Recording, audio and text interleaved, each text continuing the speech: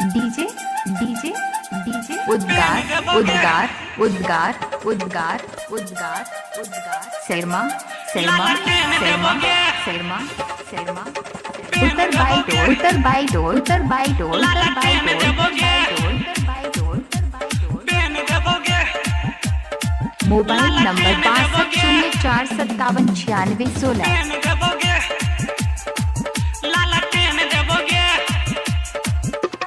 presented by DD Production House, Sakri. पढ़ेला छौरी तोरा पेन देबोगे, पढ़ेला छौरी तोरा पेन देबोगे, हाँ पेन देबोगे, जरा बही लगे छौरी लाला पेन देबोगे, जरा बही लगे छौरी लाला पेन देबोगे, डालेला तोरा छौरी तेल देबोगे,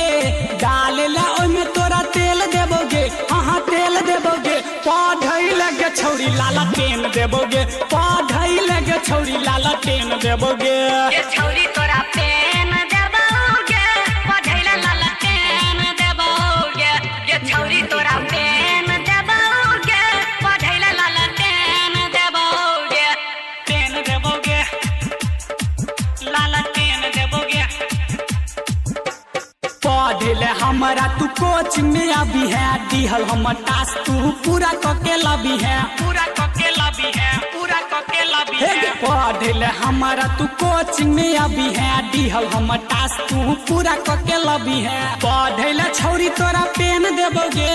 पढ़ले छौरी तोरा पेन देबोगे, हाँ पेन देबोगे, जरा बही लगे छौरी लाला पेन देबोगे, जरा बही लगे छौरी लाला पेन देबोगे, ये छौरी तोरा पेन देबोगे, पढ़ैला लाला पेन देबोगे, ये छौरी तोरा पेन देबोगे, पढ़ैला लाला पेन देबोगे, उद्गार उद्गार उद्गार उद्गार उद्गार उत्तर बाई डोर उत्तर बाई डोर उत्तर बाई डोर हमारा लंग आब के तू कॉल क्लास गई, आई बेर परीक्षा में भ जेबे पास गई, भ जेबे पास गई, भ जेबे पास गई, हमारा लंग आब के तू कॉल क्लास गई, आई बेर परीक्षा में भ जेबे पास गई, पढ़ैला छौरी तोरा PAN देबोगे,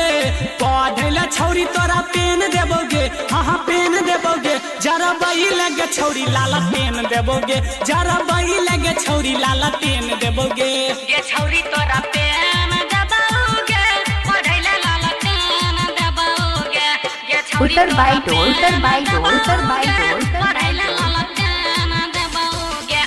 PAN देबोगे, mobile number 6204579616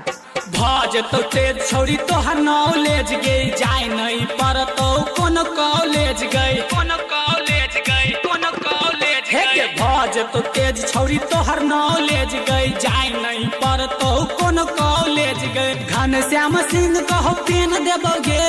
Dharmveer धुरंधर कहो पेन देबोगे, हाँ पेन देबोगे, पढ़ई लगे छौरी लाला पेन देबोगे, पढ़ई लगे छौरी लाला पेन देबोगे, उत्तर बाई डोर उत्तर बाई डोर उत्तर बाई डोर उत्तर बाई डोर Sakri 97048457